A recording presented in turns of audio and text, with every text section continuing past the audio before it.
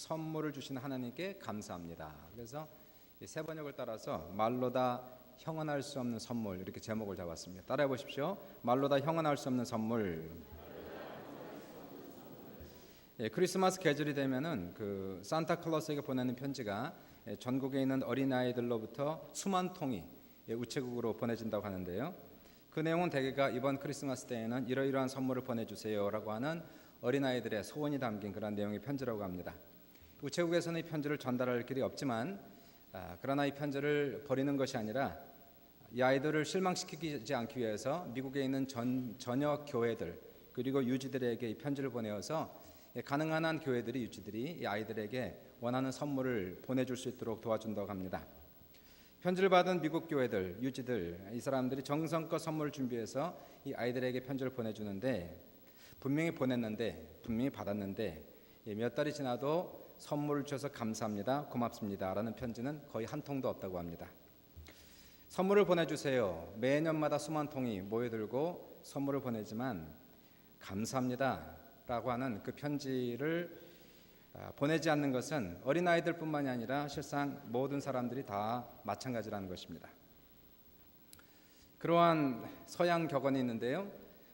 제일 가르치기 어려운 수학 문제는 우리가 받은 축복을 세어보는 문제이다, 이렇게 나와 있습니다.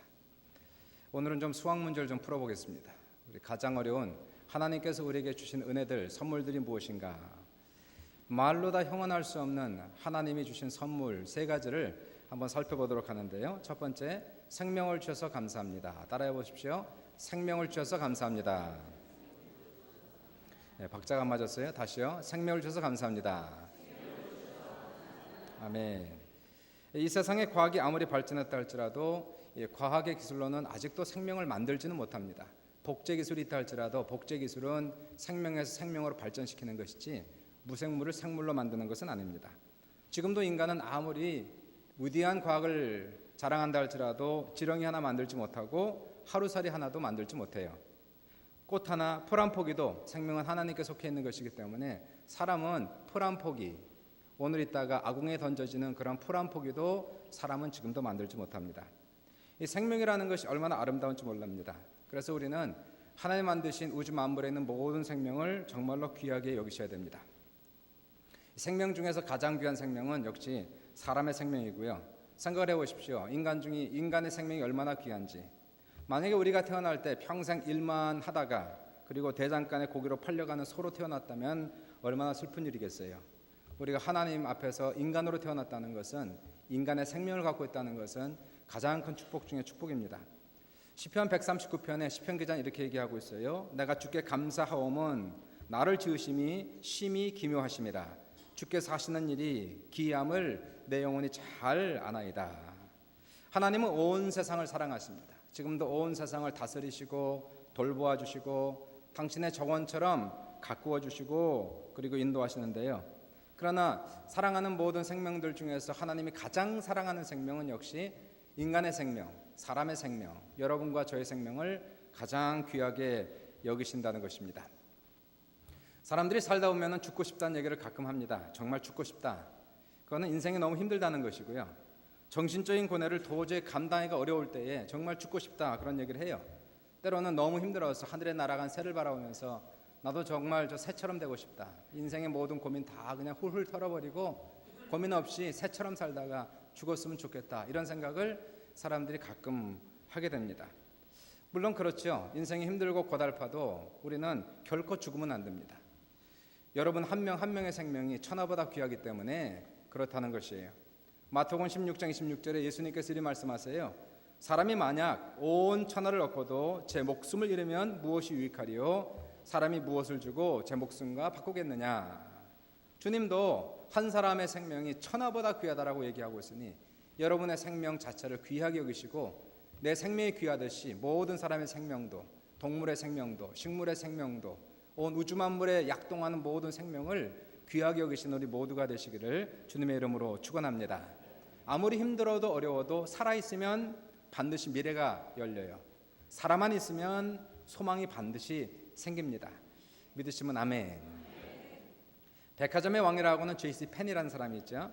목사의 아들로 태어나서 나중에 성인이 된 다음에 사업에 투신하여 그 당시에 40살에 백만장자가 된 사람이에요. 100년 전 얘기입니다. 근데 이분이 1929년 경제공황 때에 이분도 무일푼으로 파산을 했어요. 얼마나 힘들었겠습니까? 일전 한 푼 없이 심한 재정난으로 죽고 싶었다고 그럽니다. 미시간주의 베를크릭에 있는 격리병원에 수용될 정도로 정신적인 고뇌가 심했고 우울증에 심각하게 빠졌습니다. 병원에 입원한 첫날 이 사람은 결코 살 수 없다라고 생각했어요. 내가 이 밤을 넘기지 못하겠구나. 그래서 마지막 편지를 자기 아내하고 자식들에게 유언의 편지를 쓰게 됩니다. 그리고는 잠자리에 눕게 돼요. 바로 그 시간에 병실 복도 끝에서 천사가 부르는 것 같은 아름다운 찬송 소리, 그 찬송이 너 근심 걱정 말아라 이 찬양이거든요. 너 근심 걱정 말아라 주 너를 지키리. 주 날개 밑에 거하라 주 너를 지키리. 주 너를 지키리. 아무 때나 어디서나 주 너를 지키리. 늘 지켜 주시리. 마치 천사가 하는 찬양처럼 이 제이씨 페니의 마음속에 다가왔어요. 얼마나 눈물이 나는지 이 병실 문을 나와서 찬송을 따라서 복도 끝에 있는 예배실로 가서 거기에서 하나님 앞에 무릎을 꿇고 그리고 기도합니다. 주님, 내 능력으로는 도저히 이길 힘이 없습니다. 저를 돌보아 지켜주시옵소서. 그때에 제이씨 페니의 마음속에 하나님의 음성이 들려요. 내가 너와 함께하리라. 내가 너를 도와주리라. 너는 어려움에 처한 사람들의 고난을 대신 져주어라. 예수님의 음성이 들리면서 이분이 자기의 책에 고백하기를 나는 무한한 어두운 공간에서 찬란한 태양빛으로 옮겨지는 느낌이었고 마음속에 무거운 짐이 옮겨져서 그 방을 나올 때는 새로운 사람이 되었다. 나는 마비된 심령으로 풀이 죽어 들어갔으나 해방되어 기쁜 마음으로 나왔다. 그날 저녁을 넘기지 못할 것이었다는 이 제이씨 페니의 마음속에는 소망이 생겼고 희망이 생겼어요. 마음에 소망이 생기니까 병이 빠른 속도로 회복이 됐고 병원에서 퇴원하고 그리고는 믿음을 가지고 다시 자신감을 얻어서 사업에 도전하여 사업을 왕성하게 회복시켰습니다. 이분은 그러나 하나님 먼저 생각하는 사람이 되었어요. 주님의 음성을 잊지 않았습니다. 이제부터 나를 위해 살 것이 아니라 고난당하는 자, 어려운 자를 위해 살자 생각하면서 지금 현재 고통당한 이웃이 누구신가 생각을 해봤더니 목사님들 중에서 은퇴하고 갈 곳이 없는 분들이 너무나 많아서 노인들이 가장 살기 좋다는 플로리다에 콘도 100채를 짓고 은퇴 목사님을 모시기 시작했더니요, 하나님께서 이분의 삶에 또 이분의 사업에 크게 복을 주셔서 나중엔 미국 전역에 1660개의 백화점을 소유하는 백화점의 왕이 되었다는 것을 보게 됩니다. 우리가 인생이 힘들어서 눈물이 날 때가 있고 화가 치밀어올 때가 있고요, 절망에 빠지고 싶을 때가 있습니다. 그럼에도 불구하고 살아있음에 감사하시길 주의 이름으로 축원합니다. 죽은 사람은 힘들지도 않아요. 화도 나지 않아요. 내가 힘들다는 것은, 화도 난다는 것은 그래도 생명이 있다는 것과 그래도 살아있다는 것입니다. 때로는 몸이 너무 아픕니다. 그리고 몸이 너무 무겁습니다. 힘듭니다. 그래도 아픈 것에 감사하십시오. 건강한 것이 더 좋겠지만은 그래도 아프다는 것은 살아있다는 것이고요, 죽은 사람은 아프지도 않습니다. 몸이 무겁지도 않습니다. 그러나 오늘 시간에 그래도 나에게 생명이 있기에, 살아있기에, 그래도 나에게 이러한 느낌이 있기에 아프기도 하고 화도 나기도 하면서 바로 이러한 상황 속에서 어려울지라도 우리는 살아있어야 되는 거예요. 우리는 생명을 귀히 여겨야 되는 것이에요.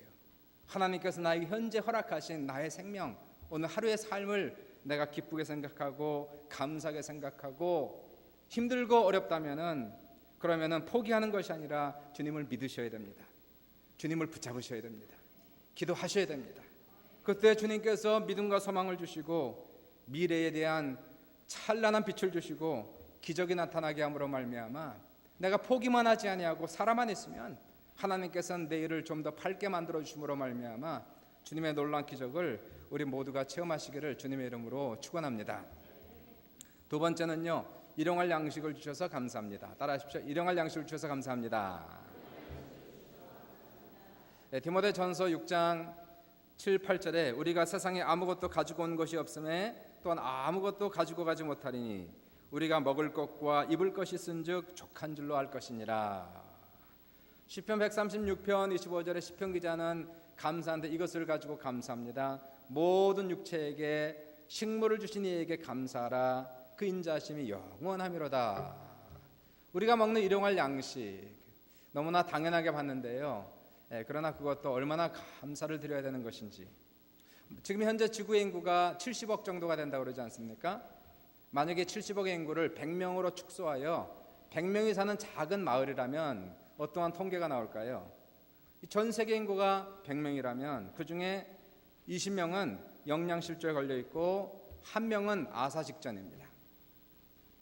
100명 중에 43명은 위생시설이 너무나 좋지 않아서 병이 걸리고 18명은 깨끗한 물을 마실 물조차 없습니다.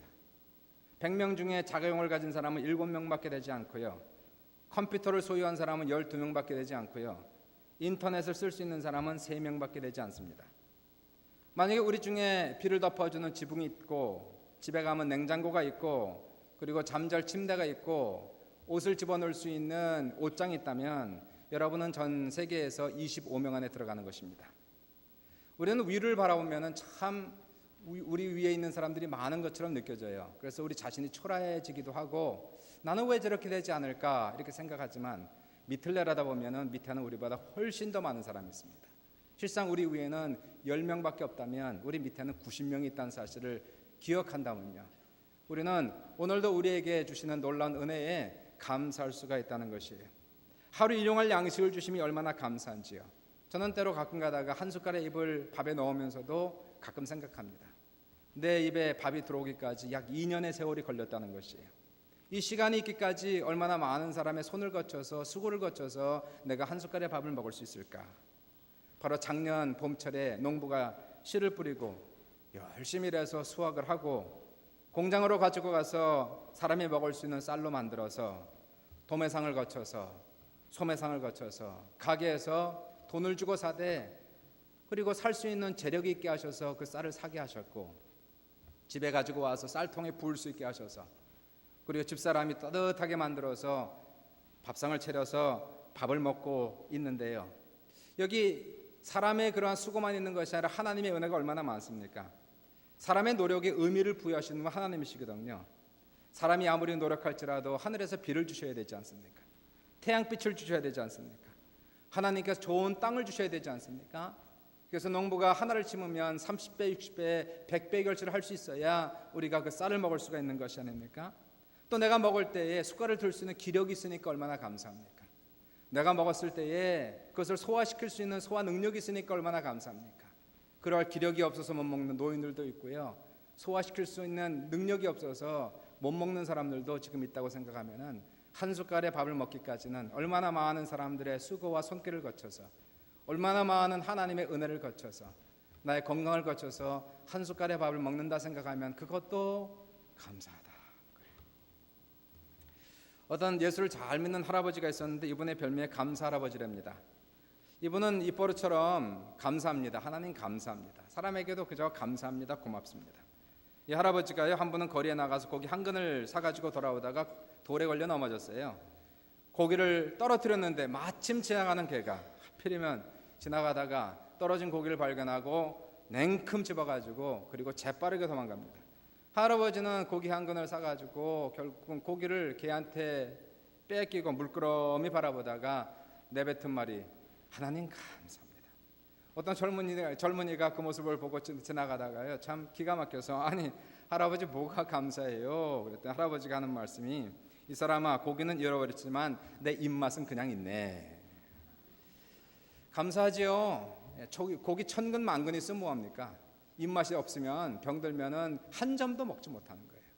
그러나 아직도 내 입맛이 살아있다는 것, 내가 먹을 수 있다는 것, 소화시킬 수 있다는 것 감사합니다.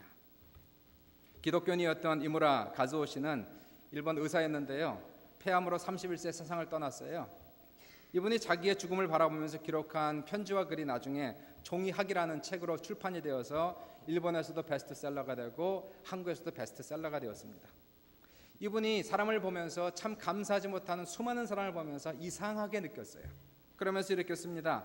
이렇게 아름답고 귀한 것에 사람들은 왜 감사할 줄 모를까? 아버지가 계시고 어머니가 계시다는 것이, 형제가 있고 친구들이 있다는 것이 얼마나 감사한가. 손이 둘이고 다리가 둘이고 손을 뻗어서 뭔가 잡을 수 있고 가고 싶은 곳을 마음대로 갈 수 있다는 것, 소리를 들을 수 있다는 것, 목소리를 낼 수 있다는 것, 이것보다 더 멋지고 감사한 일이 어디 있을까? 그런데 이 아름답고 귀한 것에 아무도 감사할 줄 모르고 그거야 당연한 것이라고 말한다. 내가 하루 세 끼 밥을 먹는다는 것, 밤이 오면 잠을 잘 수 있다는 것, 다음날 아침을 맞이할 수 있다는 것, 웃을 수 있고 울 수 있고 노래하고 소리치고 뛰어다닌다는 것, 산을 오르고 바닷가를 다닌다는 것, 온갖 자연의 멋지고 아름다운 것에 아무도 감사할 줄 모르고 산다는 것이 너무나 희한한 일이 아닌가? 그 모든 것이 얼마나 눈물나게 소중한 것인지, 그 모든 것이 얼마나 아름답고 신나는 것인지, 그 모든 것이 얼마나 감사한 것인지 아무도 모른다. 그걸 아는 사람은 마침내 모든 것을 잃어버려 본 사람만이 알 수 있다. 잃기 전에 내가 있을 때 감사해야죠. 하나님은 에덴 동산을 창설하시고 아담과 하와에게 먹음직하고 보암직한 모든 과일 나무를 음식으로 주셨으니 너무나 당연히 감사해야죠. 그런데요, 아담과 하와는 사탄의 유혹에 빠져서 먹을 수 없는 것 한 가지, 먹어서는 안 되는 그 한 가지, 선악과만을 바라보다가 원망하다가 결국 에덴 동산 전체를 통째로 잃어버리는 이 불운을 맞이하게 됩니다. 우리가 가지고 있다는 것이 얼마나 많은지 몰라요. 가진 것을 세어보고 감사하시는 우리 모두가 되시기를. 가족이 있음을 감사하고, 부모가 있음을 감사하고, 자식을 주심을 감사하고, 형제가 있음을 감사하고, 나에게 지금도 걸을 수 있는 건강과 볼 수 있는 눈이 있음을 감사하고, 들을 수 있는 귀를 주심을 감사하고, 아직도 나에게 오감각이 있어서 자연을 즐길 수 있음에 감사하고, 나에게 감정이 있어서 화도 낼 수 있고 기쁨이 있을 수 있는 희노애락을 주심을 감사하는 것은 나에게 생명이 있고 건강이기 때문에 감사할 수 있다는 것입니다. 우리는 하나님께 주신 일용할 양식까지도 감사할 수 있는 그러한 놀라운 은혜가 우리에게 넘치시기를 주님의 이름으로 축원합니다. 마지막 세 번째로 예수님의 은혜를 감사합니다. 따라해 보십시오. 예수님의 은혜를 감사합니다. 다시 한번 예수님의 은혜를 감사합니다. 고린도전서 2장 15절을 보시니까 사도 바울이 이렇게 말씀하세요. 우리가 세상의 영을 받지 않고 오직 하나님께로 온 영을 받았으니 이는 우리로 하여금 하나님께서 우리에게 은혜로 주신 것들을 알게 하려 하심이라. 우리가 성령을 받은 것은 세상의 영이 아니라 성령을 받은 것은 하나님께서 이미 우리에게 은혜로 주신 것들을 깨닫게 하시기 위해서 성령을 주셨다는 것이에요. 성령 충만이 뭡니까 그러면? 성령 충만은 하나님께서 이미 우리에게 주신 것들을 많이 깨닫는 사람들이 성령 충만한 겁니다. 곧 감사가 풍성히 넘치는 사람, 작은 일에도 감사할 수 있는 사람, 범사에 감사하고 모든 일에 감사하고 거저거저 감사할 수 있는 사람, 이 사람이 성령 충만한 사람이라는 것이에요. 감사가 넘치는 마음은 마치 봄철과 같아요. 따뜻합니다. 생명이 솟아납니다. 작년에 저희 집에 정원을 만들고 꽃을 심고 그리고 나무를 심었더니 올 봄에는 생명이 파릇파릇 쏟아나요. 얼마나 신기한지 매일같이 쳐다봤어요. 꽃봉오리가 피는 모습과 그리고 시간이 지나면서 꽃이 활짝 피는 그런 모습을 보면서 얼마나 그것이 우리에게 생동력 있게 하시는지 모릅니다. 그러나 원망과 불평이 있는 마음은 찬바람이 쌩쌩 불고 나무 이파리가 다 떨어진 11월 말의 늦가을과 같은 그런 마음들이라는 것이에요. 우리의 마음은 봄입니까? 늦가을입니까? 따뜻한 마음이 불고 있습니까? 쌩쌩한 바람이 불고 있습니까? 아이작 월트는 말하기를 하나님이 거하시는 것이 두 곳이 있는데 한 곳은 천국이고 또 한 곳은 감사하는 사람의 마음속에 계신다라고 말씀하세요. 천국은 다시 말하여 감사하는 마음이 천국이라는 겁니다. 내가 초가집에 살든 기와집에 살든 주님과 함께하는 내 마음이 천국이 된다는 사실 우리가 기억하면서 우리 주님의 은혜에 감사한 우리 모두가 되시기를 주님의 이름으로 축원합니다. 독일에서 한 중년된 성도가요 대학병원의 수술실에서 이제 수술을 준비합니다. 혀암이 걸려갖고 혀를 절단하는 그러한 수술을 받게 됐어요. 마취 주사가 마취를 넣기 전에 마지막으로 이분에게 물어봅니다. 혹시 마지막 남길 말씀은 없습니까? 물론 당신이 글로 쓸 수는 있지만 이제 당신의 목소리를 들을 수 있는 시간은 마지막입니다. 혀를 사용하는 것은 지금이 마지막이 될 것입니다. 이 성도가 무슨 말을 할까? 혀를 가지고 내가 마지막 무슨 말을 할까? 입을 움직이면서 두 줄기 눈물이 흘리면서 한 세 마디의 말. 예수님 감사합니다. 예수님 감사합니다. 예수님 감사합니다. 세 마디 했던 거예요. 뭐가 그리 감사해서 마지막 자기의 입술로 하고 싶은 말이 감사합니다라고 얘기했을까요? 이 세상에 우리가 받은 것 중에서 하나님이 주시지 않은 것은 아무것도 없어요. 우리가 다 받았습니다. 자연도 받고 생명도 받고 가족도 건강도 친구도 음식도 주님이 주셨으니까 우리가 다 받은 것이었어요. 물론 우리가 열심히 노력해서 돈을 벌었습니다. 그러나 돈을 벌 수 있는 지혜도 주셨고 힘도 주셨어요. 능력도 주셨어요. 다 하나님을 통해서 우리에게 임한 것인데요, 하나님이 주시지 않은 것은 아무것도 없어요. 이제 성령도 받았습니다. 성령 충만하면 말로 다 할 수 없는 하나님의 선물에 대한 깊은 깨달음이 넘치면서 무한한 감사가 하나님 앞에 올라가는 거예요. 마음에서 입술로 감사합니다. 하나님 주신 선물이 많은데 가장 큰 선물은 무엇일까요? 뭐니 해도 머니가 아니고 하나님의 아들 예수 그리스도가 최고죠. 최고. 요한복음 3장 16절에 하나님이 세상을 이처럼 사랑하사 자연을 주셨으니 이렇게 얘기하지 않잖아요. 하나님이 세상을 이처럼 사랑하사 물질을 주셨으니 이렇게도 얘기하지 않아요. 하나님이 세상을 이처럼 사랑하사 물질도 주셨어요. 자연도 주셨어요. 건강도 주셨어요. 그러나 하나님의 사랑의 극치, 최대의 하나님의 사랑의 표현, 하나님이 세상을 이처럼 사랑하사 독생자를 주셨으니 예수님을 우리에게 사랑의 표현으로 사랑의 선물로 주신 것을 믿으시기를 바랍니다.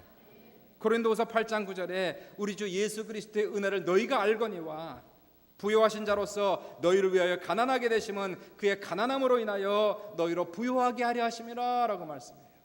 그분이 이 세상에 하늘 보좌를 버리시고 낮고 낮은 초한 세상에 인간의 모습으로 찾아오셔서 33년을 고난의 길을 지나가시고 험악한 십자가의 고난을 받으신 것은 그분의 죽으심으로 말미암아 우리가 생명을 얻고 그분의 가난함으로 말미암아 우리가 부요함을 얻게 하기 위하여 돌아가신 이 놀라우신 하나님의 사랑, 주님의 은혜 깨달으시기를 주님의 이름으로 축원합니다. 성령을 주신 것은 바로 이와 같은 주님의 은혜를 깨닫게 하기 위하여, 십자가의 은총을 깨닫게 하기 위하여 우리에게 성령을 주셨다는 것이에요. 예수님의 은혜, 십자가의 은혜는 뭘까요? 그것은 사는 은혜와 죽는 은혜를 다 주셨다는 것이에요. 사는 동안 잘 살아야 됩니다. 사는 동안 행복하고 풍성하고 의미 있게 살아야 됩니다. 잘 산다는 것은 부자가 되는 것만을 얘기하는 것이 아니에요. 아유, 그 집 잘 살아. 집도 크고 자동차도 좋고 그것만 잘 사는 것이 아니에요. 잘 산다는 것은 사람답게 산다는 것, 의미 있게 산다는 것, 최선을 다해 산다는 것, 인생의 목적과 의미를 따라 가치 있게 살아간다는 것이 잘 산다는 것입니다. 하나님의 뜻과 경륜을 따라 살아가는 것, 이것이 정말 잘 살아가는 것이에요. 이 세상의 모든 창조물 중에서 목적 없이 존재하는 창조물은 아무것도 없습니다. 모든 별들과 달과 해와 이 세상의 모든 태양들은 다 자기의 위치를 지키고 있으며 자기 위치를 따라 자기 목적을 완성시키고 있다는 사실이에요. 스스로 존재하는 것도 아무것도 없으며 스스로를 위하여 존재하는 것도 아무것도 없어요. 하나님이 다 창조하셨고 목적을 따라 창조하셔서 이 모든 세상의 만물들은 자신을 위해서 있는 것이 아니라 누군가를 위해서 존재를 하고 있다는 사실이에요. 우리는 하늘의 밤별을 바라보면서 아름답다 얘기하고요, 태양의 그 빛을 받으면서 살아나고요, 태양의 아름다움 속에서 우리는 그 모든 혜택을 누리고 살아갈 때에 우리 인간이 하나님이 주신 가장 최대의 그러한 걸작품이라면은 우리도 스스로 존재하지 않으며 스스로를 위해서 존재하지 않고 있다는 사실입니다. 하나님이 창조하신 목적을 우리가 깨달아서 하나님이 왜 나를 창조하셨는가, 주님의 뜻은 무엇이고 주님의 계획과 주님의 경륜은 무엇일까. 옛날에는 내 마음과 내 뜻대로 살았는데 예수 믿고 구원받고 보니까, 하나님의 은혜를 받고 성령 받고 보니까 이것이 아니었구나.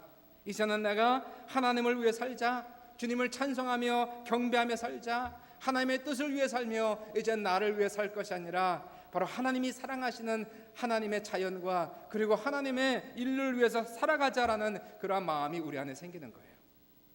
하나님의 뜻을 구하고 그분의 뜻대로 살아가고 노력하면서 인생을 최대한 우리가 낭비하지 아니하고 소비하지 아니하고 열심히 살아가며 주님 안에서 기쁨과 감사함으로 살아가는 것, 이것을 잘 산다라고 얘기하는 것입니다. 잘 사는 여러분 되시기를 주님의 이름으로 축원합니다. 주님 안에서 잘 살아야 돼요. 풍성히 살아야 돼요. 의미 있게 가치 있게 살아가야 되는 것이고, 더 나아가서 예수님의 은혜는 뭘까요? 죽는 은혜가 있다는 것이에요. 따라해 보십시오. 죽는 은혜. 이 세상이 아름다워요, 귀해요. 그래도 역시 세상은 세상이에요. 잠깐이에요, 찰나예요. 아무리 성공해도 잠깐입니다. 지나가는 것입니다. 아무리 건강해도 나이에 비해서 건강한 거죠. 연세 80대 노인들의 참 건강하시네요. 그 뜻은 20대 건강을 말하는 것이 아니에요. 80대인데도 건강하다는 거예요. 참 곱게 늙으셨네요. 20대의 아름다움을 얘기하는 게 아니에요. 나이에 비해서 덜 늙었다는 걸 얘기하는 것입니다. 아무리 건강해도 아름다워도 나이는 속일 수가 없는 거예요. 가는 세월을 잡을 수가 없는 거예요. 참 재밌는 것이 날짜를 잡아놓으면 그 날짜는 반드시 오더라고요. 내년에 여러분 혹시 뭐 여행을 잡아놓은 게 있습니까? 1년이 언제 가나 그날을 기다리죠. 손꼽아 기다렸는데 그날은 오고야 말더라고. 눈 뜨고 나면 야 이제 일주일 남았네. 이제 가네. 가게 돼 있는 거예요. 죽음도 마찬가지입니다. 날짜는 정해진 거예요. 그날은 오고야 마는 거예요. 그날이 몰라서 그렇지요. 그날은 하루하루 그날을 향해서 우리가 가고 있는데요. 우리 인생이 아무리 성공해도, 아무리 잘 나가도, 아무리 위대해도 역시 잠깐입니다. 지나간 세월을 바라보면서 참 빨리 왔다 생각하면 앞으로 갈 날은 점점 더 빨라질 것이고요. 죽음이 우리의 눈앞에 보일 때에 죽음을 맞이하는 그 죽음은 잘 죽어야 된다는 사실이에요. 누가 잘 죽을까요? 잘 죽는 사람은 평안하게 누워서 죽는 사람이 아니고요. 많은 물질 속에서 참 큰 장례식을 하는 사람이 잘 죽는 것이 아니고, 잘 죽는 사람은 잘 산 사람이 잘 죽는 거예요.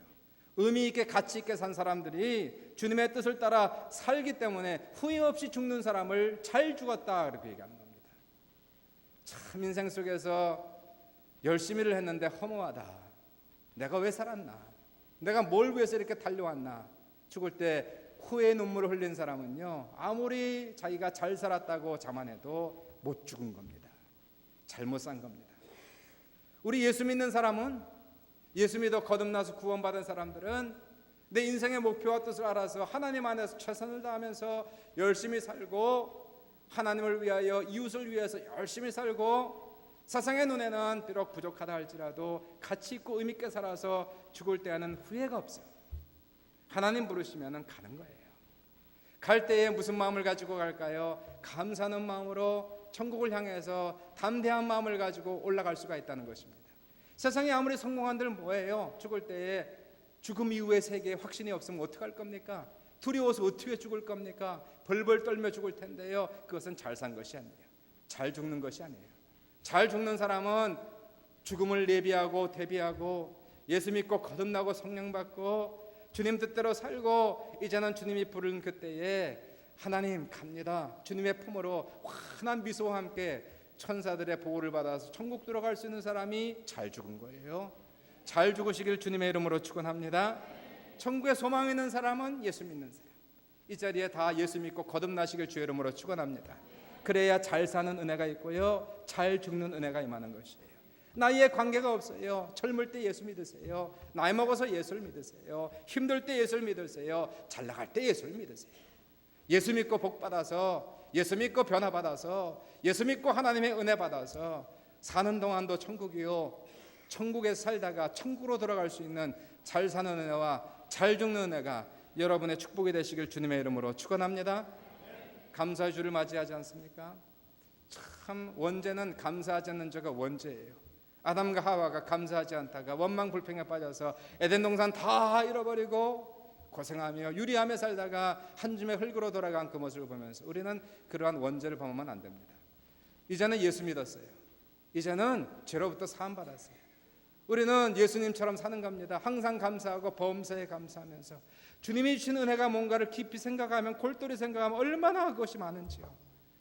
주님께서 나에게 지금 지금 살아있어요. 지금 내가 건강이 있어요. 먹을 물이 있어요. 먹을 음식이 있어요. 사랑하는 가족이 있어요. 사랑하는 친구가 있어요. 다 있어요. 더 나아가서 구원 받았어요. 거듭났어요. 성령 받았어요. 천국 가요. 뭘 더 합니까? 뭐가 필요합니까? 가진 것에 감사하고 족한 줄 아시는 여러분 되시고요. 우리가 늘 감사하면은 그 자체가 축복이고 점점 더 좋아지는 역사가, 영광에서 영광으로 변한 놀라운 역사가 감사하는 영혼 속에 넘치길 주의 이름으로 축원합니다. 여러분의 마음은 봄입니까? 가을입니까? 따뜻한 마음이 올라옵니까? 아니면 바람이 쌩쌩 불고 있습니까? 가을철을 봄철로 만들기 위해서는 감사를 시작하셔야 됩니다. 우선 말로 감사하세요. 믿음으로 감사하세요. 순종으로 감사하세요. 힘들어도 감사하세요. 어려워도 감사하세요. 그리고 찬송을 드리세요. 그리고 하나 앞에 풍성한 연보를 드리세요. 집에 가서 부모님에게 감사하다고 얘기하세요. 자식들에게 너 내 자식이라서 참 감사하다 라고 얘기하세요. 서로에게 감사가 많으면은 그 가정이 천국 되고요. 그 교회가 천국이 되고요. 그 마음이 천국이 된다는 사실입니다. 아무리 힘들어도 여러분이 천국을 만드셔야 됩니다. 지옥을 천국으로 만들어서 복을 받는 놀라운 귀한 은혜의 역사가 우리 모두에게 넘치시기를 주님의 이름으로 축원합니다. 감사합시다. 우리의 마음속에 감사가 넘칩시다. 이 시간에 원망을 제거하시고 감사로 주님 앞에 나가길 바랍니다. 이 시간에 1, 2분 동안 주님 앞에 감사를 좀 드리도록 하죠. 입술을 열어서 마음을 열어서 성령 받은 것은 깨달으라고 받은 겁니다. 이미 받은 은혜를 깨달으라고.